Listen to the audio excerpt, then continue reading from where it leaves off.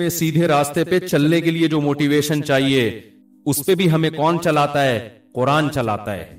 تو اس میں ہمیں سب سے پہلے یہ تصور دماغ میں بٹھانا پڑے گا کہ یہ دنیا رہنے کی جگہ بولو نہیں ہے. مریں گے یہاں سے، مریں گے. یہاں کی ترقی، یہاں کی عزت سب 2 نمبر.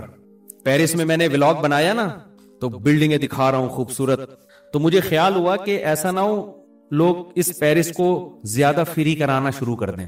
جرمنی بھی گیا نا، تو اب لوگ بھی دیکھ رہے ہوتے ہیں، گھوم رہے ہیں، تو میں نے کہا تھوڑا سا ہم آخرت کا تڑکا لگا دیں تاکہ لوگوں کو بس یہ انجوائے کرنے کے لیے، کوئی دل لگانے کی جگہ نہیں. تو میں نے کہا بھائی یہ پیرس آپ دیکھ رہے ہیں لیکن یہ دنیا ہے بہرحال مسافر خانہ، جانا سب نے کہاں ہے. اورنگی ٹاؤن میں رہتا ہو، ڈیفینس میں رہتا ہو، پٹیل پاڑا میں رہتا ہو، گندے نالے میں رہتا ہو، مر کے جائے گا کہاں؟ جہاں پیرس والا بھی وہیں جاتا ہے جہاں یہ جائے گا. تو دل لگانے کی جگہ نہیں ہے. نیچے لوگوں کے کمنٹس، ان مولویوں کو دیکھو خوب انجوائے کر رہے ہیں، پیرس گھوم رہے ہیں، اور ہمیں کیا کہہ رہے ہیں؟ دنیا دل لگانے کی جگہ نہیں. میں نے کہا پاکستانی قوم جو ہے نا ماشاءاللہ تبصرہ کرنے میں پیچھے نہیں ہے. کہہ رہے دیکھو اگر دل لگا، ان کا مقصد یہ تھا اگر دل لگانے کی جگہ نہیں ہے تو کیوں جا رہے ہو پیرس ہے بھائی؟ اور اگر گئے ہو تو تمیز سے مسجد میں جاؤ، اللہ اللہ کرو، تبلیغ کرو، پتلی گلی سے نکلو. ہمیں یہ بلڈنگیں اور یہ اتنا خوبصورت کیوں دکھا رہے ہو بھائی؟ دل لگانے کی جگہ پہلے تو جانا ہی نہیں چاہیے پیرس. آپ کو یہاں بیٹھ کے پیرس والوں میں بیان ہو سکتا ہے کہ نہیں ہو سکتا؟ تو میرا مقصد اس اعتراض کرنے والے کی بات کا جواب دینا نہیں ہے. یہاں بھی میرا مقصد آپ کا کانسیپٹ کلیئر کرنا ہے. خوب سمجھ لو، دنیا سے محبت کرنے کی اجازت نہیں ہے ہمیں. اس کا یہ مطلب ہرگز نہیں ہے کہ دنیا سے کنارہ کشی اختیار کر لیں. یہ وہ رہبانیت ہے جو اسلام میں حرام ہے. پیرس سے محبت نہیں کر کے بھی پیرس جانا پڑے گا اگر اللہ نے آپ کو گنجائش دی ہے، پیسہ دیا، گھومو جا کے، کوئی مسئلہ نہیں ہے. نہیں ہے پیسے تو آرام سے چپ کر کے بیٹھ جاؤ، حسرت سے رالے مت ٹپکاؤ. کیونکہ جب ہمارے پاس گنجائش نہیں تھی تو پیرس جانے والوں کو ہم بھی حسرت سے نہیں دیکھتے تھے. ہم کہتے تھے جا کے کیا کر لے گا، مرے گا تو ہماری والی خبر بھی ملے گی اس کو ساتھ والی، اور کیا ہوگا. جب نہیں ہے تو نہیں ہے، گئے تو انجوائے کر لو. کس نے منع کیا ہے؟ دل نہ لگاؤ. سمجھتے ہو کہ نہیں سمجھتے؟ دنیا سے بے رغبتی کا مطلب یہ ہرگز نہیں ہے کہ دنیا کو چھوڑ دو، کیونکہ دنیا کو چھوڑنے میں صرف پیرس کو چھوڑنا نہیں ہے. پھر یہ جو آپ نہاریاں اور بریانیاں کھا رہے ہو یہ بھی چھوڑو، پھر ناشتوں میں پراٹھے بھی چھوڑو، انڈے بھی چھوڑو، پھر تو 2 ٹائم کی روٹی بھی، بلکہ 1 ٹائم کی روٹی کھاؤ. 1 ٹائم کھانے سے بھی زندہ رہتا ہے، اور وہ بھی جو کی روٹی ہونی چاہیے صرف پانی کے ساتھ. اور صرف وہ کھاؤ جو ڈاکٹر کہے کہ یہ پروٹین آپ میں کم ہو رہی ہے، یہ انڈا آپ ایک مقدار میں بجے اتنا ضرورت جتنا ڈاکٹروں کے مشورے کی خوراکیں پتہ ہے نا آپ کو. ڈاکٹر جو خوراک بتاتا ہے نا خود بھی نہیں کھا سکتا، وہ اس کو پتہ ہے یہ میں نہیں افورڈ کر. کیونکہ ڈاکٹروں کے مشورے کے مطابق تو صبح 2 ہاف بوائل انڈے. اور ایک دفعہ ہم نے اسکول میں پڑھا تھا، اس کے بعد میں نے کہا اللہ آئندہ کبھی ہم مشورہ ہی نہیں لیں گے ڈاکٹر سے کھانے سے پہلے کیا کھانا ہے. تو وہ تو بڑی ایک لگی بندی خوراک ہے نا. باقی تو ہم غریبیاں اپنے زبان کے ذائقوں کے چٹخارے پھوڑ رہے ہوتے ہیں. تو پھر یاد رکھو دنیا اگر چھوڑنی ہے تو صرف لندن پیرس نہیں چھوڑنا پڑے گا آپ کو. پھر آپ کو صبح کے پراٹھے بھی بولو، کیونکہ اسلام میں تو کہیں نہیں ہے پراٹھے کھاؤ انڈے کھاؤ. اسلام میں تو پھر یہی ہے کہ یہ تمہاری مرضی ہے، کھانا ہے کھاؤ، نہیں کھانا ہے نہیں کھاؤ. تو ہر چیز چھوڑنی پڑے گی. تو اس بارے میں رسول اللہ صلی اللہ علیہ وسلم کی واضح تعلیمات ہیں. ان اللہ یحب الجمال، ان اللہ جمیل یحب الجمال. دیکھو 3 درجات ہوتے ہیں، ایک ہے ضرورت، ایک ہے آسائش، ایک ہے آرائش. 3 درجات ہیں پیسہ خرچ کرنے کے. ایک ہم پیسہ خرچ کرتے ہیں اپنی ضرورت پوری کرنے کے لیے، یہ بھی جائز ہے اسلام میں. ایک ہم پیسہ خرچ کرتے ہیں ضرورت تو پوری ہو رہی ہے، ذرا سہولت میں آ جائیں گے، یہ بھی جائز ہے. تیسرا ہے کہ سہولت بھی ہے لیکن ہٹو بچوں کام نہیں ہو رہا، زینت نہیں ہے، اس کو کہتے ہیں آرائش.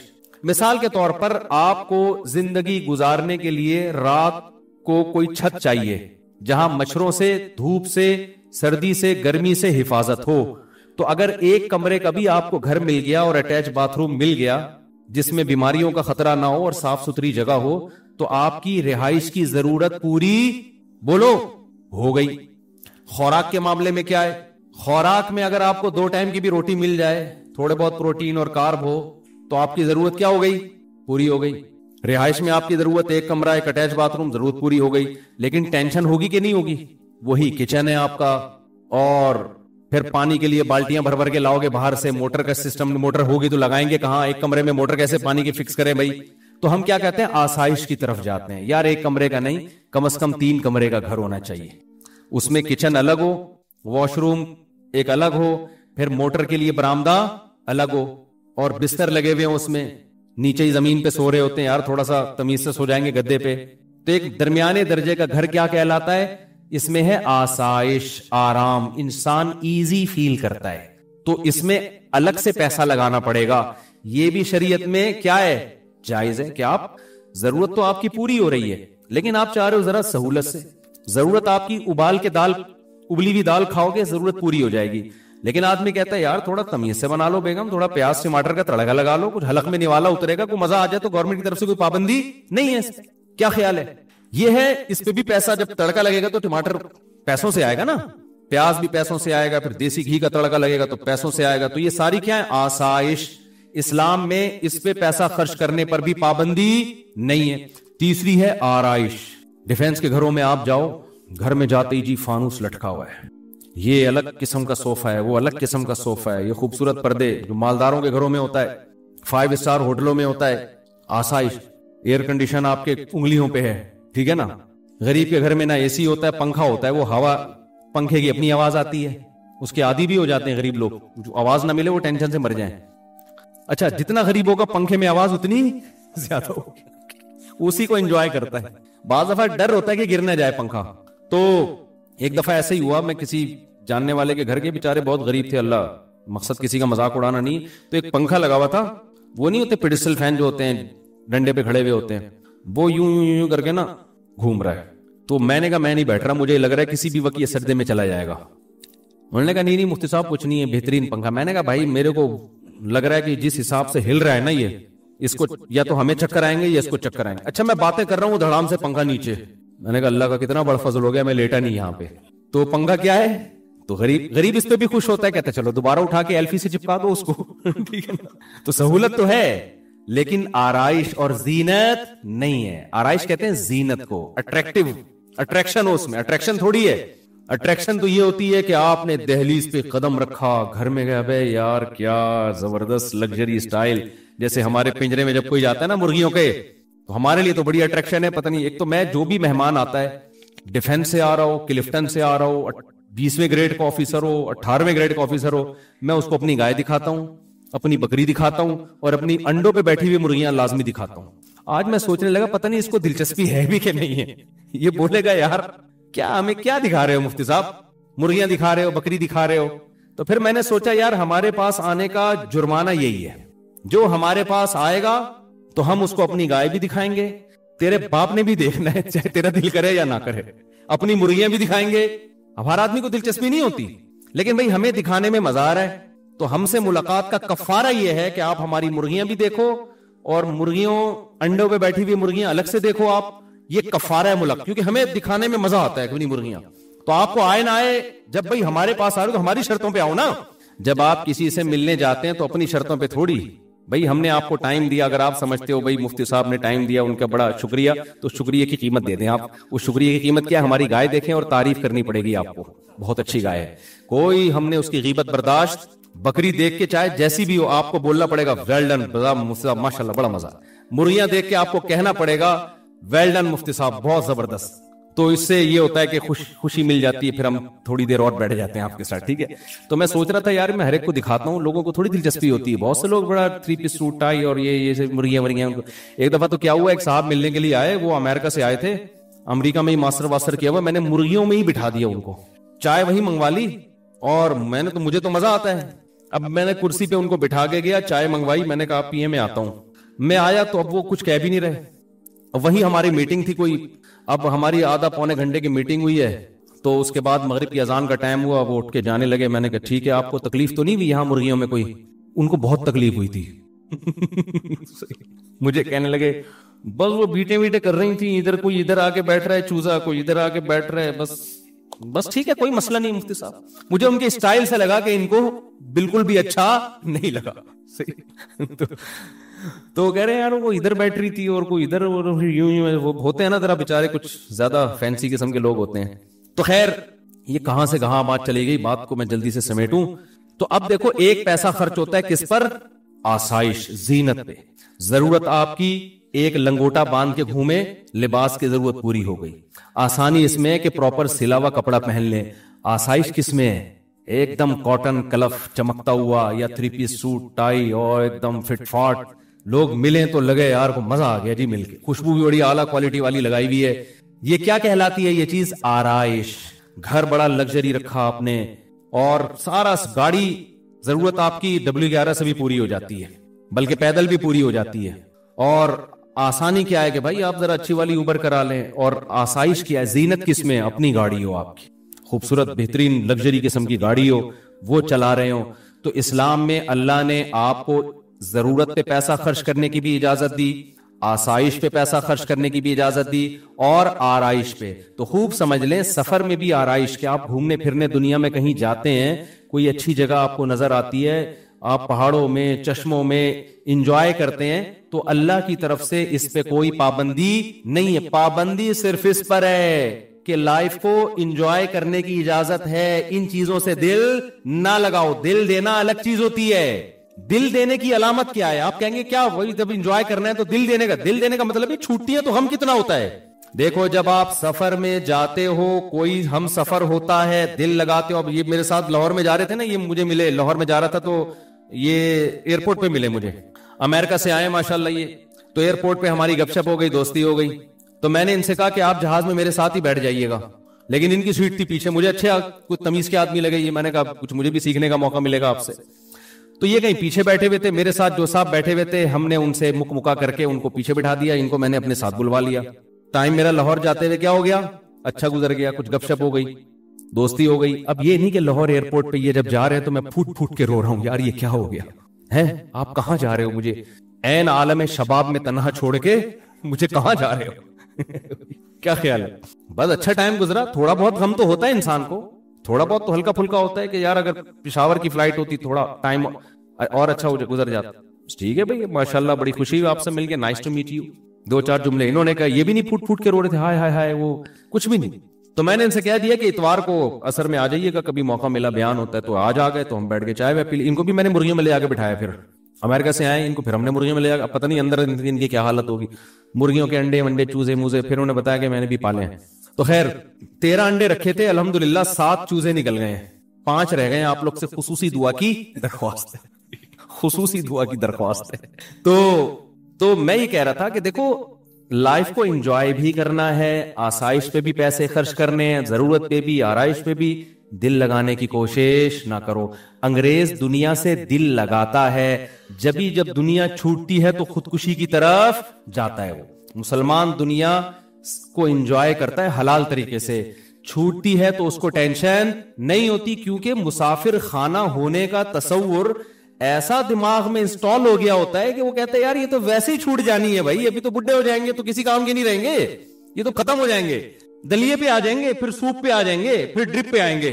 حقیقت ہے, ڈاکٹر کہے گا باپ سوپ پینے کی بھی آپ میں طاقت, اب صرف مرغیاں دیکھ کے تصور کیا کرو کہ ونس اپون اے ٹائم ان کا سوپ پیا کرتے تھے ہم. اچھا یہ مرغیاں ہم نے سوپ کے لیے نہیں رکھی ہوئی ہیں, کیونکہ ایک مہمان آیا, وہ مجھے کہہ رہے ہیں یار یہ اگر کاٹ کے کھلا دیں آپ, رات کی دعوت کر دیں. تو میں نے کہا دوبارہ سب گستاخانہ جملہ ہمارے مرغوں کے خلاف منہ سے نہیں نکلنا چاہیے, یہ گستاخی ہے بہت بڑی. ہم آپ کو بازار سے دیسی مرغا کاٹ کے کھلا دیں گے, ان مرغوں پہ آپ نے غلط آنکھ اٹھا کے نہیں دیکھنی, یہ گستاخی بھی لوگ کرتے ہیں. تو دل نہ لگاؤ بار بار. اور ہمارے دماغوں میں جو ایک تھوڑی سی نامناسب زبان استعمال کر رہا ہوں, ہمارے دماغوں میں جو خناس بھرا ہوا ہے نا, جو میڈیا نے بھر دیا, ہمارے ایجوکیشن سسٹم نے ڈال دیا, وہ ہے دنیا سے دل لگانا, اسی کو کامیابی سمجھنا, اسی کو سب کچھ سمجھنا. حالانکہ یہ سب کچھ نہیں ہے, یہ کچھ بھی نہیں ہے. قرآن کہتا ہے متاع قلیل, چند ٹکے ہیں بھائی, صحیح ہے نا, چند کیا ہیں ٹکے. جیسے بچے کو چونی اٹھنی دے دیں, وہ خوشی سے کلابازیاں کھاتا ہے, بڑے ہنس رہے ہوتے ہیں. تو ہمیں بھی وہ 8-10 کروڑ کے گھر مل جاتے ہیں, 2-4 ارب کے جائیدادیں بنا لیتے ہیں. فرشتے کہہ رہے تھے 2-4 ٹکے مل گئے, تو قارون کو تھوڑے 4 روپے زیادہ مل گئے تھے, ٹھیک ہے نا, وہ بھی بیوقوف اترانے لگا تھا. اور تمہیں تو کچھ بھی نہیں ملا قارون کے مقابلے میں. قارون کو جو اللہ میاں نے دیا تھا نا, وہ بیریا ٹاؤن نہیں تھا, وہ اتنا تھا کہ ان مفاتحہ لتنوء بالعصبۃ اولی القوہ. قرآن کہہ رہا ہے خزانوں کی چابیاں جانور لے کے چلا کرتے تھے. خزانے جو تھے نا اس کے پاس, اور اس زمانے کے خزانے کرنسی نہیں ہوتی تھی, سونے اور چاندی کے ڈھیر ہوتے تھے. اتنا خزانہ اور ایسا وی آئی پی پروٹوکول کہ جب وہ اپنے گھر سے اس پروٹوکول کے ساتھ نکلتا تو قرآن کہتا ہے قال الذین یریدون الحیات الدنیا، دنیا پرست لوگ جو بھول گئے تھے کہ ہم نے مرنا ہے، وہ کیا کہتے تھے؟ یا لیت لنا مثل ما اوتی قارون، کیا کاش ہمیں بھی تھوڑا سا ایسا اسٹائل مل جاتا. ہم تو غریب لوگ ہیں، گھر سے نکلتے ہیں، کوئی بھنگی بھی ہمیں لفٹ نہیں کراتا، ٹھیک ہے نا. ان کا پروٹوکول دیکھو یار. یہ دنیا پرست لوگ کہہ رہے تھے قارون کو دیکھ کے، یار کیا اسٹائل ہے بھائی، اسٹائل پہ دنیا مر رہی ہے آج کل. یہ آج کل نہیں مر رہی، پہلے سے مر رہی ہے یار. ان کا اسٹائل دیکھو، چلتا ہے تو پتا چلتا ہے کوئی بڑا آدمی جا رہا ہے. وہ جو آج کل ایک آ رہا ہے نا غریبوں کو گالیاں دے رہا ہوتا ہے، وہ پتہ نہیں کوئی صاحب ہے، وہ بہت غلط کر رہا ہے، اس کو کوئی میرا پیغام پہنچا دے. پیسہ کمانے کی ترغیب ضرور دیں، لیکن اس طریقے سے نہ دیں کہ آپ لوگ ڈپریشن میں جانا شروع ہو جائیں، کیونکہ پیسہ کمانے کی کوشش آپ کر سکتے ہو، ملتا اللہ کی مرضی سے ہے. ہم چند سکسیس لوگوں کی مثالیں دے رہے ہوتے ہیں، اس نے محنت کی اتنا کما لیا، لاکھوں اس سے زیادہ محنت کر چکے ہوتے ہیں، کچھ بھی نہیں ملتا ان کو. تو اس میں تقدیر کا دخل زیادہ ہے. اور اس کو میرا پیغام یہ بھی پہنچا دیں کہ آج جو آپ کہہ رہے ہو نا اتنا پیسہ میں نے کما لیا، تو زیادہ اس کو شو بھی نہ کریں. ہم نے دنیا میں بہت دیکھا ہے، بہت اوپر جا کے بعض دفعہ قدرت کی طرف سے ایسا چپیڑ لگتا ہے کہ روڈ پہ آ جاتا ہے آدمی. تو اللہ ان کو بچائے اس آفت سے، میری دعا ہے اللہ ان کو اور ترقی دے، اور مال دے، اور عزت دے. لیکن یہ مال ایسی چیز ہے کہ بعض دفعہ بڑی بلندیوں پہ پہنچنے کے بعد اللہ کی طرف سے نظر ہٹی اور دھڑام سے انسان روڈ پہ آیا. تو یہ بڑے بڑے دولت مند ہم نے دیکھے ہیں.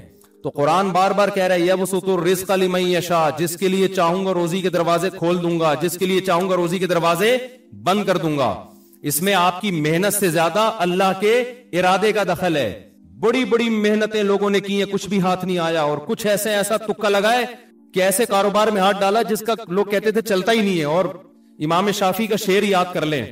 امام شافعی رحمہ اللہ تعالی فرماتے ہیں لو کان بالحیل الغنا لوجدتنی بلجوم اقطار السماء تعلقی، کہ اگر محنت سے پیسہ ملنا ہوتا میں آسمان کے ستاروں تک پہنچ جاتا. لیکن آگے کہتے ہیں اذا سمعت بان مجدودا حوا عودا فاثمر في يديه فصدقي واذا سمعت بان محروما اتى ماء ليشربه فغاض فصدقي. وہ کہتے ہیں کہ خوش قسمت لوگ ایسے ہوتے ہیں کہ اگر تم سنو کہ کسی خوش قسمت نے ایک ٹہنی ہاتھ میں پکڑی اور ٹہنی نے ہاتھ میں ہی پھل دینا شروع کر دیا، ابھی اگایا بھی نہیں ہے، تو شاعر نے کہا تصدیق کر دو ایسا ہوتا ہے. خوش قسمت لوگوں کو اتنی لمبی چوڑی محنت کی ضرورت نہیں ہوتی. ادھر ٹہنی ہاتھ میں پکڑی، ہاتھ میں پھل دینا شروع کر. ایک تمثیل ہے سمجھانے کے لیے. ایسے بیج پھینک دیتے ہیں اور وہ نکل آتا ہے، کچھ بھی ٹریکٹر بھی نہیں چلایا، کھاد بھی نہیں ڈالا، ایویں جا رہے تھے جیب سے بیج گر گئے اور پھل دینا، اس درخت بن کے پھل دینا شروع کر دیا اس نے. اور امام شافعی کہتے ہیں جس کی قسمت میں پیسہ نہیں ہے تو کیا ہوتا ہے کہ اذا سمعت بان محروما اتا، دیکھا کہ پانی سے کنواں بھرا ہوا ہے، اب اس کو امید ہے یار اب تو پانی بالکل میرے قریب ہے، میں جاؤں گا پانی سے سیراب ہو جاؤں گا. یہ کنویں کے قریب پہنچا، پانی اس کو دیکھ کے نیچے ہو گیا. صحیح ہے نا؟ تو فرماتے ہیں جن کی قسمت میں نہیں ہے نا ان کے ساتھ ایسے واقعات ہوتے ہیں. ہم سے تو صبح شام لوگ ملتے ہیں کہ حضرت جس کاروبار میں ہاتھ ڈالے نقصان ہوا ہے، حالانکہ باپ دادا کاروباری ہے، تجربے بہت ہیں. تو میں یہ نہیں کہہ رہا کہ اپاہج ہو کے بیٹھ جائیں، محنت نہ کریں، محنت کریں، لیکن رزق ملے گا کس سے؟ اللہ کی مرضی سے. تو اس لیے غریبوں کو تانے دینا بی سے بغیرت اور سی سے فلانا اور ڈی سے، وہ اس طرح کر رہے ہوتے ایک صاحب، اس سے لوگوں میں مال کی محبت پیدا ہو رہی ہے. لوگ اسٹریس اور ڈپریشن میں جا رہے ہیں. نوجوان نسل وہ کہہ رہے ہیں یار ہمارے پاس تو پیسہ ہی نہیں ہے، وہ کہہ رہے غریب آدمی ناکام ہے، غریب یوں ہے، غریب بھکاری ہے. اور بھائی امیر بھی کسی کام کا نہیں ہے، تھوڑے دنوں میں کیا ہوں گے؟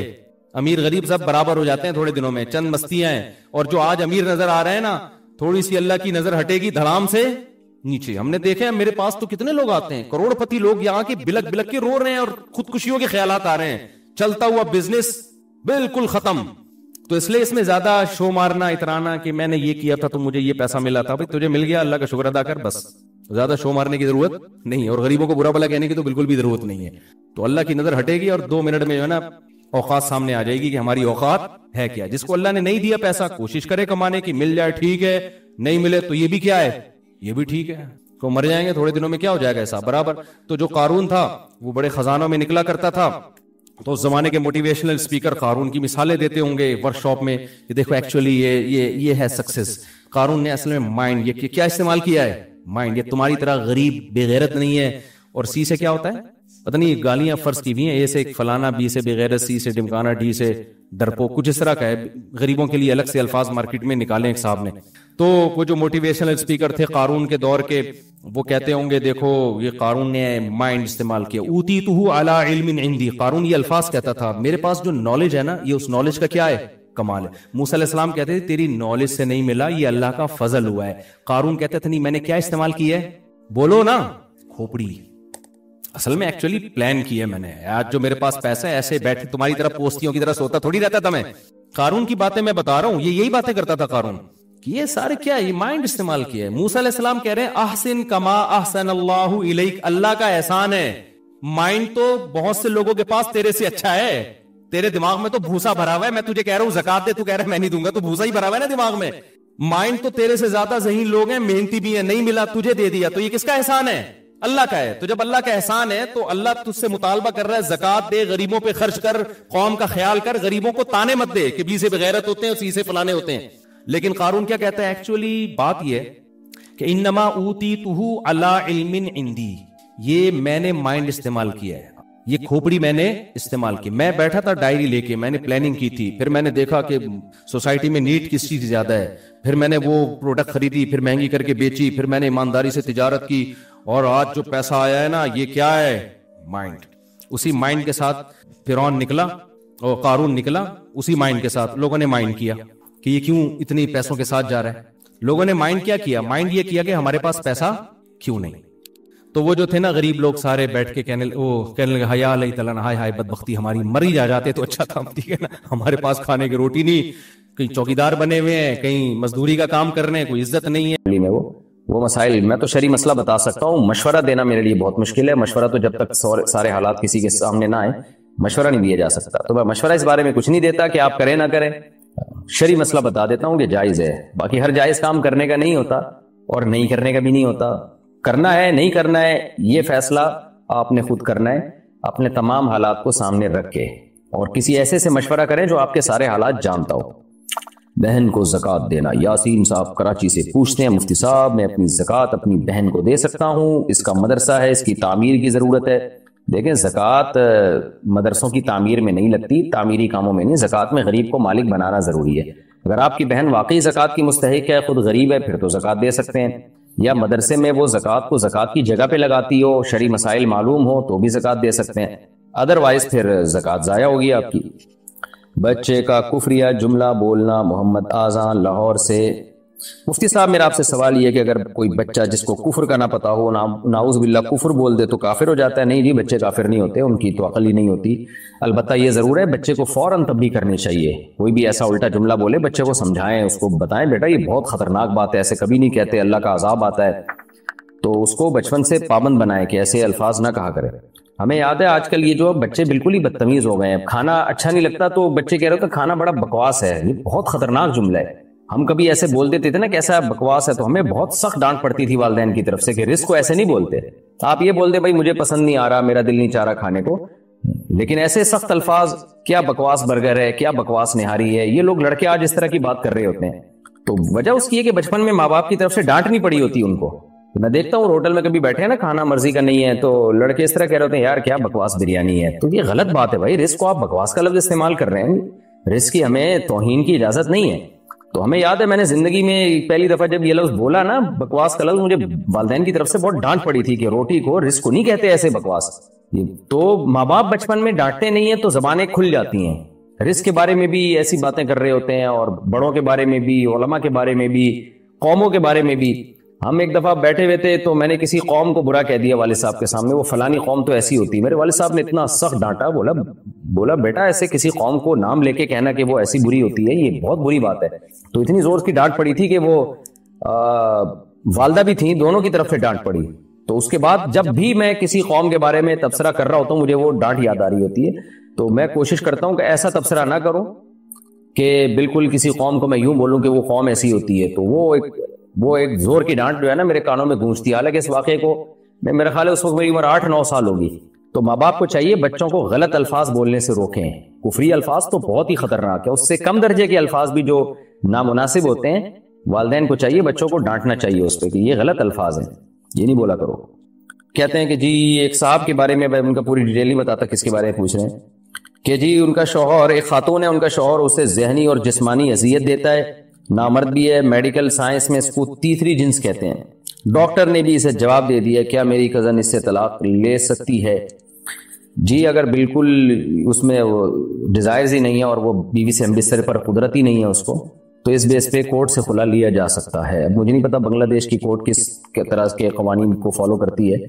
بہرحال کورٹ سے اگر شرعی لحاظ سے خلا کی کوئی صورت ممکن نہ ہو تو بنگلہ دیش میں کسی بھی بڑے ادارے میں آپ جائیں، ڈھاکہ میں بڑے بڑے دینی مدارس ہیں، وہاں کسی بھی مفتی سے مسئلہ پوچھیں، وہ شوہر سے گلو خلاصی یا شوہر سے علیحدگی کا طریقہ بتا دیں گے کہ کس طرح سے طلاق ایسے شوہر سے لی جا سکتی ہے۔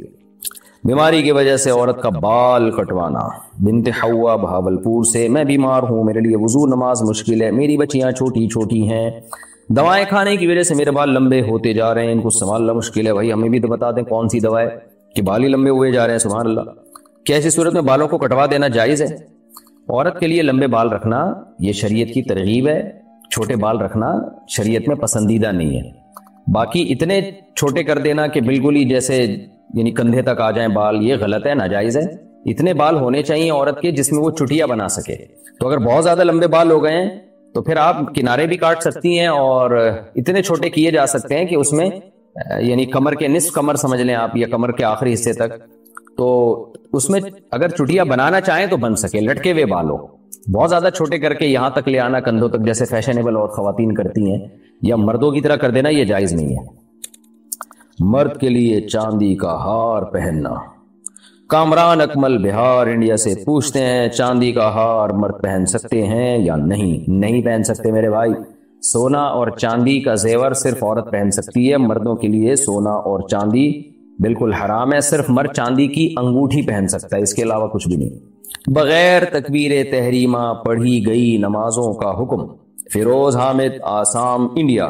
میرا سوال یہ ہے کہ میں نے ناعلمی کی وجہ سے 4-5 سال باجماعت نماز پڑھتے ہوئے تکبیر تحریمہ نہیں کہی، صرف ہاتھ اٹھاتا تھا، بتائیے میری ان نمازوں کا کیا ہوگا کہ دوبارہ پڑھنی ہوں گی؟ میرے بھائی تکبیر تحریمہ تو تمام ائمہ کے نزدیک شرط ہے نماز میں داخلے کے لیے، بعض کے نزدیک رکن ہے، بعض کے نزدیک شرط ہے۔ جب تکبیر تحریمہ ہی نہیں گئی آپ نے تو نماز میں داخل ہی نہیں ہوئے تو خارج کیسے ہو گئے؟ تو اس لیے اتنا تو مسائل میرے بھائی سیکھ لینے چاہیے۔ بہشتی زیور کتاب ہے، اس کو گھر میں رکھیں، تسہیل بہشتی زیور کے نام سے جامعۃ الرشید میں چھاپی ہے، اس کو آسان کر کے تسہیل بہشتی زیور جامعۃ الرشید، یہ کہیں سے بھی خرید لیں، موٹے موٹے نماز روزے کے مسائل اس سے سیکھ لیں، طہارت کے مسائل، خواتین کے حیض و نفاس کے مسائل، بہت زبردست کتاب ہے، تو وہ گھر میں رکھ لیں تاکہ یہ چھوٹے موٹے مسائل یاد رہا کریں۔ باقی یہ کہ نمازیں آپ کو لوٹانی پڑیں گی، اب ہر روز ایک دن کی نماز لوٹا لیا کریں۔ سرٹیفکیٹ بنوانا کشمیر انڈیا سے، مجھے نرسنگ کا 5 سال کا تجربہ ہے لیکن میرے پاس سرٹیفکیٹ نہیں ہے، کچھ فیملی پرابلمز کی وجہ سے آگے نہیں پڑھ سکتی تھی، تو اگر میں سرٹیفکیٹ بنوا لوں تو جائز ہوگا؟ دیکھیں سرٹیفکیٹ کی جو ریکوائرمنٹ ہے وہ آپ پوری کریں، صرف تجربے کی بیس پہ سرٹیفکیٹ تو میرا خیال نہیں بنتا ہوگا، تو وہ جو لا ہے اس کو فالو کریں۔ تو اگر آپ کا تجربہ ہے اور کورس بھی آپ نے کیا ہوا ہے نرسنگ کا پھر تو ٹھیک ہے، اگر کورس نہیں کیا ہوا صرف تجربہ، تو میرا خیال ہے دونوں میں سے دونوں چیزیں شاید نرسنگ میں ضروری ہیں، کورس بھی ہو اور تجربہ بھی ہو، تو لا کو فالو کریں پھر بنوا لیں سرٹیفکیٹ۔ والدین کو چھوڑ کر الگ رہنا۔ حسن العارفین جہلم سے پوچھتے ہیں میری والدہ، میں اور بھائی کی فیملی ساتھ رہتے ہیں کرائے کے گھر میں، باقی 4 بھائی سب الگ الگ رہتے ہیں۔ اب ایک رشتہ آیا ہے میرے لیے، خاندانی شریف لوگ ہیں، لیکن ان کی ڈیمانڈ ہے کہ لڑکا کرائے پر الگ گھر لے اور الگ رہے۔ میری والدہ، بھائی اور بہنیں بھی یہی چاہتی ہیں کہ میں الگ رہوں، لیکن میرا دل نہیں مان رہا والدہ کو چھوڑ کر الگ رہنے کا۔ براہ کرم مجھے اسلامی طریقے سے بتا دیں میں کیا کروں۔ جب والدہ کو بھی اس پہ اعتراض نہیں ہے، بہنوں کو بھی نہیں ہے، تو یہ اللہ کی بہت بڑی نعمت ہے میرے بھائی، بیوی کو اپنی بہنوں سے اماں سے الگ ہی رکھو، آج کل بڑے مسائل ہوتے ہیں جوائنٹ فیملی میں، اس لیے بہتر یہی ہے کہ اتنا اچھا آپشن ہے الگ رکھیں، آپ دل مان جائے گا آپ کا انشاءاللہ۔ اگر سب ساتھ ہی رہتے آتے تو حضرت آدم کے سارے بچے اور ان کے ساری بہویں اور سب اب تک ایک ہی جگہ سارے پل رہے ہوتے، دنیا میں اتنے سارے ملک تھوڑی وجود میں آتے، شادیاں کرتے ہیں، بچے ہوتے ہیں، سب الگ ہو جاتے ہیں، تو نیچرل ہے۔ اس لیے میرا مشورہ یہی ہے کہ تمیز سے آپ الگ گھر کرائے پر لیں اور شادی کریں، اور بیگم کو والدہ سے ملواتے رہیں، والدہ آپ کے گھر آ کے رہتی رہیں، یہ ہنسی خوشی زندگی گزارے آپ انشاءاللہ، اللہ آپ کو ہنسی خوشی زندگی دے۔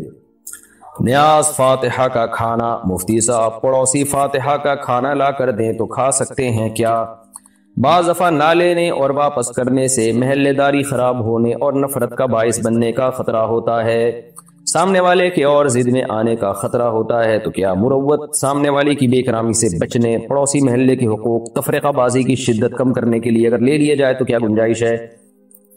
دیکھیں، ایک دفعہ ان کو بس محبت سے بتا دیں جو بھیج رہے ہیں کہ ہم لوگ جو ہے نا اس کو ٹھیک نہیں سمجھتے، محبت سے آرام سے ہلکا سا کوئی میسج دے دیں تاکہ وہ یہ نہ سمجھیں کہ یار یہ ویسے ہی اس کو ناجائز بولتے رہتے ہیں، جب خود کھانے کی باری آتی ہے تو بڑے آرام سے ہڑپ کر کے بیٹھ جاتے ہیں۔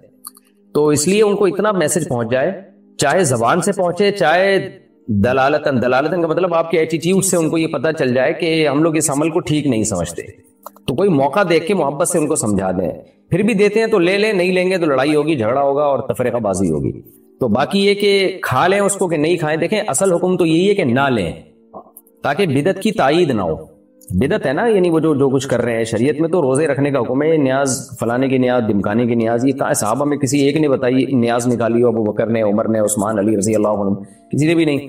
تو بدعت عمل ہے، آپ لیں گے تو اس کی تائید ہوتی ہے۔ تو کوئی بھی اصل یعنی یہی ہے کہ نہ لیا جائے، لیکن بعض دفعہ بڑی لڑائی جھگڑوں کا خطرہ ہوتا ہے، بڑی نفرتیں پھیلتی ہیں، تو اس میں فتنے سے بچنے کے لیے پھر آپ مجبوری میں لے لیں اس کو، لیکن ان کو بتا دیں کہ ہم لوگ یہ نظر و نیاز اس ٹائپ کی وہ ہم لوگ اس کو قائل نہیں ہیں، ہم اس کو ٹھیک نہیں سمجھتے، پھر بھی دے رہے ہیں، ڈھیڑ بن کے تو لے لیں۔ اب باقی کھانے کا کیا حکم ہے؟ تو اصل بدعت کی تائید ہوتی ہے لینے سے۔ جب ایک دفعہ لے لیا آپ نے تو وہ، کیونکہ جو بریلوی حضرات ہیں یا گرین چینل والے جو یہ کام کرتے ہیں، ان سے جب بھی ہم نے تفتیش کی ہے وہ کہتے ہیں ہم یہ کرتے ہیں اللہ ہی کے لیے، یہ غیر اللہ کے نہیں کے نام کا نہیں ہوتا اللہ ہی کے لیے، باقی ان کی نیت ہوتی ہے کہ فلاں بزرگ کو ثواب پہنچے، تو اس لیے اس کو شرک نہیں کہیں گے ہم کہ یہ شرکی یا نیاز ہے، کھا نہیں سکتے۔ شرک تو وہ ہوتا ہے کہ غیر اللہ کے تقرب کے لیے آپ نے کوئی صدقہ کیا، جیسے مشرکین جانور ذبح کرتے تھے اپنے بتوں کے نام پہ، ان کے قرب حاصل کرنے کے لیے، تو اگر کسی نے نیاز نکالی کسی بزرگ کے تقرب کے لیے، یعنی ان کی نیت سے عبادت کی کہ ہم ان کو خوش کرنے کے لیے کر رہے ہیں، تو یہ تو شرک ہے، حرام ہے اس کا کھانا، اس کو کہیں بھی استعمال نہیں کر سکتے۔ لیکن اگر یہ نیت نہیں ہے، نیت اللہ کو راضی کرنا ہے، اور یہ نیت ہے کہ ہم نے فلاں کو اس کا ثواب پہنچ جائے، جیسے کہ مجھے جہاں تک نالج ہے اس کے مطابق لوگ ایسے ہی کرتے ہیں تو گرین چینل والے، تو پھر وہ کھانے کو حرام نہیں کہیں گے ہم، لینے کو بدعت کی تائید کہیں گے کہ آپ وصول کر رہے ہیں، سے ایک بدعت کی تائید ہو رہی ہے آپ کے عمل سے، تو اس کا میں نے آپ کو تفصیل سے جواب دے دیا ہے کہ بدعت کی تائید نہ کریں آپ کسی بھی طرح سے، اور جو ڈیٹیل میں نے جواب دیا اس کا وہی جواب ہے۔ غصے میں کھائی گئی قسموں کا کفارہ۔ فریحہ صاحبہ حیدرآباد سے مفتی صاحب، کیا غصے میں کھائی گئی قسم توڑنے کا بھی کفارہ ہے جبکہ ارادتاً قسم نہ کھائی ہو؟ اور جسے قسم توڑنے کے کفارے کے بارے میں بھی نہ معلوم ہو اور بعد میں پتہ چلا تو پچھلی کھائی گئی قسموں کا کیا ہوگا جب کو یاد بھی نہ ہو؟ دیکھیں، غصے میں قسم کھانے کا وہی حکم ہے جو غصے میں زہر کھانے کا حکم ہے۔ غصے میں آپ جو بھی کھائیں وہ لگے گا، آپ نے غصے میں زہر کھا لیا تو مر جائیں گے آپ نے غصے میں پانی پی لیا پیاس بجھ جائے گی آپ کی، آپ نے غصے میں روٹی کھا لی پیٹ بھر جائے گا آپ کا، تو غصے میں قسم کھا لی تو وہ بھی ہو جائے گی۔ تو لہذا جب آپ نے غصے میں قسم کھا لی اور اس کو توڑ دیا تو کفارہ واجب، اگرچہ ائمہ کا اس میں اختلاف ہے، لیکن امام حنیفہ کے قول کے مطابق غصے یعنی قسم جب آپ کھاتے ہیں تو ارادہ ہو یا نہ ہو وہ بہرحال قسم منعقد ہو جاتی ہے آپ کی، تو کیونکہ یمین ہے نا، تو اب اس کا یہ ہے کہ آپ نے قسم کا جتنی قسمیں پہلے کھا کے توڑی ہے، سب کا احتیاط تو یہی ہے کہ سب کا کفارہ ادا کرے، جو راجح قول ہے وہ یہی ہے کہ اندازہ لگائیں کتنی قسمیں کھائی ہیں تو سب کا کفارہ ادا کرے، اور آئندہ وَاحْفَظُوا أَيْمَانَكُمْ، قرآن کہتے ہیں اپنی قسموں کی حفاظت کرو، ایسے قسمیں کھا کے توڑنا یہ بری بات ہے، گناہ ملتا ہے اس سے۔ باقی پچھلی تمام قسموں کا کفارہ ادا کرے، اصل تو یہی ہے، احتیاط اسی میں، لیکن ایک قول یہ بھی ہے کہ ایک کفارہ ادا کر دیں پچھلی تمام قسموں کی طرف سے کافی ہو جائے گا، وہ آئندہ کے لیے پھر احتیاط کریں، آئندہ جب بھی قسم توڑیں گے تو ہر دفعہ آپ نیا کفارہ دیں گی، لیکن اب تک جو ہو چکا تو اس کی طرف سے ایک کفارہ ساری قسموں کی نیت سے آپ ادا کر لیں، ایک قول کے مطابق کفارہ ادا ہو جائے گا، لیکن احتیاط کے بہرحال یہ خلاف احتیاط اسی میں ہے کہ جتنی قسمیں کھائیں ساری سب کا کفارہ ادا کریں۔ جوئے میں ہارے ہوئے پیسوں کا قرض، کیا جوئے میں ہارے ہوئے پیسوں کا قرض دینا لازم ہے؟ اگر میرے والد نے کسی سے جوئے میں پیسے ہارے تو کیا وہ مجھ پر لازم ہے کہ میں ادا کروں؟ رہنمائی فرمائے نہیں جی، جوئے میں جو کچھ ہارا جاتا ہے کچھ بھی لازم نہیں ہوتا اور اس کی کوئی شرعی حیثیت نہیں ہے۔ جب بھی آپ جوا کھیلیں تو اصول یاد رکھیں، تو آپ نے گناہ کیا، ہار گئے تو بھاگ جائیں، آپ شریعت میں نہیں پوچھ ہوگی کہ آپ نے اس کے پیسے کیوں نہیں دیے، شریعت میں نہیں پوچھ ہوگی، شریعت میں آپ کی پوچھ ہوگی آپ نے کسی سے قرض لیا تو وہ پیسے کیوں نہیں دیے آپ نے کسی سے کوئی چیز خریدی تو اس کے پیسے آپ نے کیوں نہیں دیے، آپ نے کوئی چیز رینٹ پہ لی تو اس کے پیسے آپ نے کیوں نہیں دیا، آپ نے کسی سے کوئی کام لیا اس کی اجرت آپ نے کیوں نہیں دی، ان چیزوں پہ شریعت سوال کرے گی. جوئے میں آپ ہار گئے تو اس جواری کو آپ نے پیسے کیوں نہیں دیے, یہ شریعت آپ سے قیامت کے دن اللہ اس سے آپ سے سوال نہیں کرے گا. لہذا جوا ہار جائے تو بھاگ جائے کریں وہاں سے.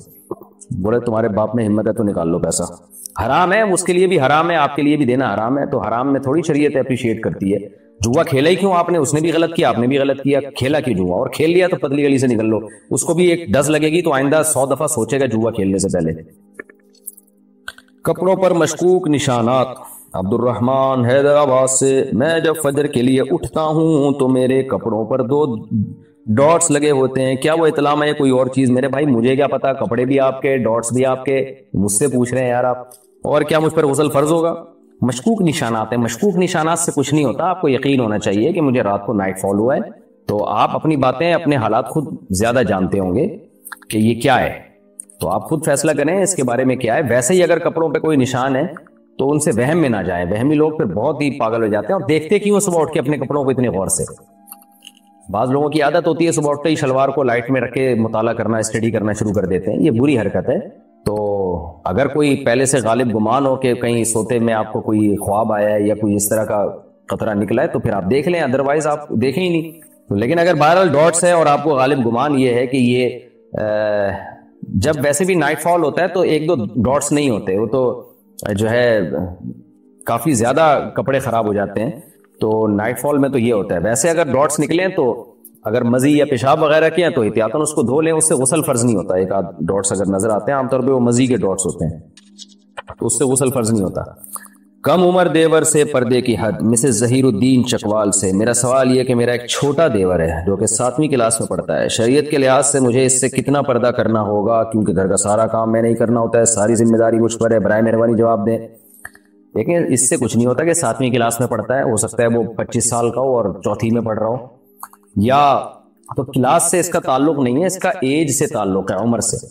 10 سال کا جب لڑکا ہو جاتا ہے نا تو پھر آپ کو چاہیے اس سے پراپر پردہ کرنا شروع کر دیں. ویسے تو لڑکے میں جو سیکسول ڈیزائرز ہیں وہ بہت, یعنی 7-8 سال کی عمر سے پیدا ہونا شروع ہو جاتی ہیں, اور بہت زیادہ پیدا ہوتی ہیں. جب 9-10 سال کا ہوتا ہے تو اس میں بہت زیادہ لوگ سمجھتے ہیں بچہ ہے, حالانکہ وہ بچہ نہیں ہوتا. لوگ اپنا زمانہ بھول جاتے ہیں اصل میں. تو اس لیے 10 سال کے سے جو ہے نا اس سے احتیاط شروع کر دیں, آپ پردہ کرنا شروع کر دیں. 10 سال سے کم عمر کا ہے تو بھی اس سے پردہ تو فرض نہیں ہے, لیکن یہ کہ اس سے بہت زیادہ بے تکلفی بھی ٹھیک نہیں ہے. سیل فون میں فوٹو رکھنا. دختر سعدی انڈیا سے, کیا ہم موبائل فون میں اپنی فوٹو رکھ سکتے ہیں؟ ڈیجیٹل تصویر کے بارے میں علماء کا ایک مشہور اختلاف ہے. ہمارے نزدیک یہ تصویر میں داخل نہیں ہے, لہذا رکھ سکتے ہیں, لیکن بعض علماء اس کو تصویر میں داخل سمجھتے ہیں. وہ کہتے ہیں بلا ضرورت اس کا استعمال ٹھیک نہیں ہے. تو احتیاط پر عمل کرنے تو زیادہ اچھا ہے, اگر ہمارے فتوے پر عمل کریں تو گنجائش ہے پھر. لیکن رکھ کے کریں گے کیا؟ ان چیزوں میں دلچسپی نہیں لینی چاہیے, اپنے آپ کو کام میں لگائے نا. یہ اپنی تصویریں کیا کرے گا؟ شو بازیوں میں آتا ہے آدمی, دیکھ دیکھ کے خوش ہوتا ہے, تو چھچور پن ہے یہ ایک فضول قسم کا. تو بری حرکت ہے یہ, یعنی آپ کے جو ذہنی گروتھ ہے نا اس کے بارے میں یہ چیزیں بتاتی ہیں کہ آپ عقلی طور پر کتنے بالغ ہوئے ہیں آپ. تو اس لیے اپنی تصویریں سنبھال کے رکھ کے دیکھ دیکھ کے خوش ہونا, کیسا ہینڈسم لگ رہا ہوں, کیسا اسمارٹ لگ رہا ہوں, چھچور پن ہے یہ. ہاں کہ رشتہ بھیجنا ہو, چلو ایک اچھی سی تصویر نکال کے رکھ لی, پارسل کر دی, وہ ایک ضرورت ہے. باقی بلا وجہ خام میں تصویریں سنبھال کے رکھنا کوئی اچھا کام نہیں ہے شریعت کی روح سے. مشکوک رضاعت. میری امی کہتی ہیں تم نے اپنی ماسی کا دودھ پیا ہے. ماسی انکار کر رہی ہے. اب امی کہتی ہیں شاید ان کو, یعنی امی کو غلط فہمی ہو گئی ہو, اس بات کا کسی کو علم بھی نہیں ہے. اب بتائیے ایسی صورت میں کیا اپنے کزن سے نکاح کر سکتی ہوں؟ بالکل کر سکتی ہیں. اس شخص سے رضا ثابت نہیں ہوتی, یا تو شہرت ہو پہلے سے, بچپن میں جب آپ نے دودھ پیا تو سب کو پتا ہو اور یہ بات مشہور ہو, تو اس سے رضا ثابت ہوتی ہے. یا کم سے کم ایک مرد 2 عورتیں یا 2 مرد گواہی دیں کہ بھئی انہوں نے دودھ پیا ہے, تو اس طرح ایک خاتون کی گواہی سے, اور وہ بھی شک ہے, تو اس سے نہیں رضا ثابت ہوتی. تو آپ بلا تکلف بلا جھجک اپنے کزن سے نکاح کر سکتی ہیں. سود کے امکان پر قسطوں پر چیزیں لینا. سود کے امکان, یہ مکان, خیر.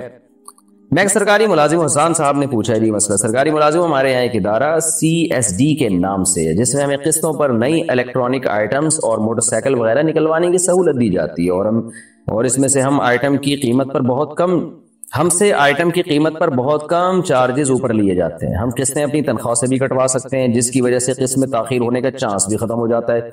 لیکن CSD کی پالیسی کے مطابق اگر ہماری کوئی قسط لیٹ ہو جائے تو اس پر تھوڑے بہت چارجز ایکسٹرا لگ جاتے ہیں, لیکن تنخواہ سے کٹوتی کی وجہ سے چانس تقریباً ناممکن ہے. تو کیا ایسی صورت میں بہت ضرورت کے وقت ہم اداروں سے قسطوں پر کوئی چیز لے سکتے ہیں؟ دیکھیں چونکہ لگ رہا اس پہ سود ہی ہے، یعنی ایگریمنٹ کا حصہ ہے وہ، کہ اگر آپ نے ٹائم پہ پیمنٹ نہیں کی تو سود لگے گا. عملی طور پہ نہیں لگ رہا، لیکن ایگریمنٹ تو لگنے کا ہوا ہے نا کہ اگر نہیں کی تو اس لیے یہ جائز نہیں ہے. تو جائز اس لیے نہیں ہے کہ ایگریمنٹ جیسے کریڈٹ کارڈ ہے نا، آپ ٹائم پہ پیمنٹ کر دیں تو سود نہیں لگتا اس میں، لیکن بینک سے ایگریمنٹ تو یہی ہوتا ہے نا کہ پیمنٹ نہیں کی تو سود لگے گا، تو سودی ایگریمنٹ بھی تو جائز نہیں ہے. تو اس لیے یہ عمل جائز نہیں ہے، آپ اس سے اوائڈ کریں. کوئی واقعی بہت شدید ضرورت ہو، شدید ضرورت جیسے کریڈٹ کارڈ میں بعض دفعہ ہوتی ہے کہ آپ پیمنٹ دینی ہے یا پیسے لے جا نہیں سکتے آپ اپنے ساتھ، کراچی میں ڈاکو واکو یہ سب مسائل ہوتے ہیں، تو ایسی کنڈیشن میں جہاں ضرورت ہوگی تو کریڈٹ کارڈ کا جہاں استعمال جائز ہے تو یہاں یہ بھی جائز ہوگا. لیکن ایسی ضرورت کیا ہے آپ کو کیش پہ خریدیں چیزیں، اور یہ جو الیکٹرانک اشیاء ہیں یہ کوئی انسانی زندگی کے ضروری اس میں بھی داخل نہیں ہے یہ چیزیں. تو بہرحال میں تو ایک اصول اور ضابطہ بتاؤں گا، کہیں واقعی ضرورت ہو تو آپ اس سے فائدہ اٹھا سکتے ہیں، اور اس نیت کے ساتھ کہ میں سود لگنے سے پہلے پیمنٹ کر دوں گا. لیکن ادروائز جب تک شدید ضرورت نہ ہو آپ کے لیے یہ جائز نہیں ہے، کیونکہ ایگریمنٹ بہرحال یہ سودی ہو رہا ہے. ایڈوانس کی رقم پر زکوٰۃ. قمر پرویز بہار سے پوچھتے ہیں دکان کا ایڈوانس 10 لاکھ روپے دیا ہوا ہے، جبکہ جب دکان خالی کروں گا تو مل جائے گا، کیا اس کی زکوٰۃ نکالنا ضروری ہے؟ جی ہاں جناب، کیونکہ وہ آپ کا ہی پیسہ ہے، اس کی زکوٰۃ ضروری ہے. منہ بولی باجی سے نکاح. محمد نعمان پوچھتے ہیں اگر ہم کسی نامحرم لڑکی کو باجی بول دیں اور وہ ہم کو بھائی بول دے تو کیا اس سے شادی کر سکتے ہیں؟ کر سکتے ہیں بھائی. نہ باجی بولنے پر گورنمنٹ کی طرف سے پابندی، نہ بھائی بولنے پر گورنمنٹ کی طرف سے پابندی. تو اللہ نے جو رشتے سچی مچی کے بنائے وہی سگی بہن ہوتی ہے، وہی بھائی باجی ہوتے ہیں، ایک دوسرے کے لیے بھائی اور باجی بن جاتے ہیں. لیکن آپ بولنے سے تو ایک رسپیکٹ والا رشتہ ہے، کسی کو بھائی بولنا باجی بولنا، اس سے کیا ہوتا ہے شیطانی خیالات بھی ختم ہو جاتے ہیں. جب آپ کسی خاتون کو عزت دیں اور سسٹر بول دیں، بہن بول دیں، تو ضرورت کے وقت تو ٹھیک ہے، لیکن اگر نکاح کرنا ہو تو نکاح اس سے ہو سکتا ہے، کوئی حرج نہیں ہے. وہ پھر بہن رہتی نہیں ہے، پہلے بھی نہیں تھی اب بھی نہیں ہوگی. 3 بار سورہ اخلاص پڑھنے سے ایک قرآن کا ثواب. توصیف شیرانی انڈیا سے پوچھتے ہیں میں نے سنا ہے کہ سورہ اخلاص کو 9 بار پڑھنے سے 3 قرآن کا ثواب ملتا ہے، اور اس کو پڑھ کر مرحومین کو ایصال ثواب کرنے سے 3 قرآن شریف کا ثواب ملتا ہے، رہنمائی فرمائیے.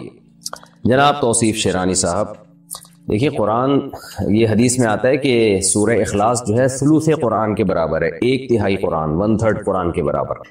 تو ظاہر ہے 3 دفعہ جب سورہ اخلاص پڑھیں گے تو پورے قرآن کے برابر ہو گیا ثواب اس کا. لیکن اس حدیث کا مطلب کیا ہے اس کو سمجھنا چاہیے. اس حدیث کا مفہوم یہ ہے، جو علامہ ابن تیمیہ رحمہ اللہ نے جو اس کا مفہوم بیان کیا، بڑا زبردست مفہوم بیان کیا. بہت سارے اس میں اقوال ہیں کہ اس کا مطلب کیا ہے. یعنی ایک سوال پیدا ہوتا ہے نا، اس کا مطلب تو یہ ہوا کہ پھر ہم پورا قرآن پڑھنے کی کیا ضرورت ہے، ہم جناب سے سورہ اخلاصی کو 3 دفعہ پڑھ لیا کریں. تو انہوں نے اس کا مفہوم بیان کیا ہے کہ دیکھیں ہر چیز کا نا ایک اصل ثواب ہوتا ہے، اور پھر ایک اس کے یعنی ثواب کی ہوتی ہے کوانٹٹی. ہمیں کوانٹٹی کی بھی ضرورت ہے اور مختلف قسموں کے ثواب کی بھی ضرورت ہے. جیسے صدقے کا ایک ثواب ہے اللہ کے دربار میں، اس کا ایک وزن ہے، اور نماز کا ایک الگ ثواب ہے. تو ہو سکتا ہے وہ دونوں ثواب میں برابر ہوں، لیکن ثواب کی نوعیت میں بڑا فرق ہوگا. اس کی مثال ایسے جیسے آپ کہیں جاب کرتے ہیں نا، تو آپ کو مختلف قسم کی سہولتیں ملتی ہیں. تنخواہ الگ مل رہی ہوتی ہے، کسی گورنمنٹ کے ادارے میں جاب کریں آپ، یا آپ فوج میں چلے جائیں تو تنخواہ الگ مل رہی ہوتی ہے. علاج معالجے کی سہولت یہ ایک الگ قسم کا فائدہ ہے، رہائش کی سہولت ایک الگ قسم کا فائدہ ہے. تو ایسے ہی جنت میں ہمیں مختلف قسم کے فائدوں کی ضرورت ہوگی، اور اس کے لیے مختلف قسم کے ثوابوں کی ضرورت ہوگی. تو قرآن پڑھنے سے جس نوعیت کا ثواب ملتا ہے وہ نوعیت الگ ہے، اور 3 دفعہ قل واللہ پڑھنے سے قرآن پڑھنے کا تو ثواب ملے گا، مگر نوعیت وہ نہیں ہوگی جو پورا قرآن پڑھنے سے ملتا ہے ثواب، یعنی پورا قرآن پڑھ کے جو ہمیں ملتا ہے. تو الگ الگ نوعیت کے ثواب ہمیں جمع کرنا ضروری ہے. تو یہ بات تو ٹھیک ہے کہ 3 دفعہ قل واللہ پڑھ لیں گے تو ایک قرآن کا ثواب ہمیں مل جائے گا، لیکن جب ہم الحمد سے لے کے والناس تک پورا قرآن پڑھیں گے تو بھی ایک قرآن کا ثواب ملے گا، مگر اس کی نوعیت بالکل الگ ہوگی. تو اس لیے اس پر اکتفا کر کے قرآن کی تلاوت چھوڑ دینا کہ جی کیونکہ 3 دفعہ قل واللہ پڑھنے سے قرآن کا ثواب مل جاتا ہے تو اب میں پورا قرآن ہی نہ پڑھوں، تو یہ بالکل غلط بات ہے. کیونکہ ہم نبی صلی اللہ علیہ وسلم کی حدیث کو جو مفہوم لیں گے نا، وہ مفہوم لیں گے جو صحابہ نے سمجھا. تو صحابہ نے کہیں بھی یہ حدیث سننے کے بعد ایسا نہیں کیا کہ اب ہم پورا قرآن پڑھنا چھوڑ دیں گے، ہم 3 دفعہ قل واللہ ہی پڑھا کریں گے. تو ہمیں 3 دفعہ قل واللہ بھی پڑھنی چاہیے تاکہ ہمیں قرآن کا ثواب مل جائے، لیکن اس کی وجہ سے کنٹینیو قرآن کی تلاوت کو چھوڑ دینا یہ ٹھیک نہیں ہوگا. دوسری بات یہ کہ مختلف صورتوں پہ جو مختلف فضیلت ہے، جب آپ قل اللہ 3 دفعہ پڑھتے ہیں تو ایک قرآن کا ثواب ملتا ہے، لیکن جب آپ الحمد سے لے کے والناس تک قرآن پڑھتے ہیں تو بہت ساری بیچ میں صورتیں آتی ہیں جن کی الگ الگ فضیلت ہے پڑھنے کی، وہ فضیلت آپ کو حاصل ہوتی ہے جو صرف قل اللہ پڑھنے سے نہیں ہوتی۔ تو خلاصہ یہ نکلا کہ الحمد سے لے کے والناس تک قرآن کی تلاوت کا ہمیں معمول بنانا چاہیے۔ آج ہمارے گھروں میں یہ ختم ہو گیا، مخصوص صورتیں ہم نے فکس کی ہوئی ہیں کہ جی فجر کے بعد فلانی صورت، عصر کے بعد فلانی صورت، مغرب کے بعد فلانی صورت، اور عشاء کے بعد یا سونے سے پہلے فلاں صورت۔ تو ٹھیک ہے، آپ پڑھ لیں۔ اول تو صورتوں کے جو الگ الگ فضائل ہیں نا، فلاں وقت میں فلاں صورت پڑھنا، ان میں زیادہ تر حدیثیں سند کے لحاظ سے ضعیف بھی ہیں۔ سورہ ملک والی صحیح ہے کہ رات کو سونے سے پہلے ہمیں سورہ ملک پڑھنی چاہیے، وہ ٹھیک ہے، لیکن بہت ساری حدیثیں اس بارے میں، سورہ یاسین کے جیسے آتا ہے فجر میں پڑھنا، وہ ضعیف حدیث ہے۔ تو اصولی طور پر یہی ہے کہ ہمیں روزانہ قرآن مجید کی تلاوت الحمد سے لے کے والناس تک کرنی چاہیے، یعنی آپ روزانہ 1 پارہ پڑھیں، پھر یا آدھا پڑھ لیں، آدھا نہیں ہوتا 1 پاؤ پڑھ لیں، اور کنٹینیو پڑھتے پڑھتے سورہ ناس پہ ختم کریں۔ تو جو صحیح طرح آرام سے پڑھ سکتے ہیں وہ روزانہ 1 پارہ پڑھ لیں تاکہ 1 مہینے میں قرآن ختم ہو جائے، نہیں تو 2 مہینے میں قرآن ختم کر لیں، نہیں تو 4 مہینے میں قرآن ختم کر لیں، یہ بھی نہیں ہوتا تو سال میں کم از کم 1 قرآن ہو اور رمضان میں 1 الگ قرآن ہو۔ اس طرح قرآن کو کنٹینیو ہمیں تلاوت کرنی چاہیے، پھر ساتھ ساتھ یہ مخصوص فضائل حاصل کرنے کے لیے مخصوص اوقات پہ صورتیں پڑھ لینا وہ بھی ٹھیک ہے۔ تو 3 دفعہ قل اللہ پڑھنی چاہیے۔ باقی مردوں کو اصال ثواب کرنا 3 دفعہ یا 9 دفعہ قل اللہ پڑھ کے، تو وہ کئی بار میں مسئلہ بیان کر چکا ہوں کہ کسی بھی نیکی کا میت کو ثواب پہنچایا جا سکتا ہے، یہی جمہور کی رائے ہے، اور اس کی دلیل وہی حدیث ہے جس میں آپ صلی اللہ علیہ وسلم نے میت کے لیے صدقے کی اجازت دی۔ تو جیسے صدقہ ایک نیکی ہے تو قرآن کی تلاوت بھی ایک نیکی ہے، تو صدقے کے ساتھ خاص نہیں ہے، مطلب یہ ہے کہ آپ اپنی نیکی کسی کو ہبہ بھی کر سکتے ہیں، اس کا ثواب کسی کو پہنچا سکتے ہیں۔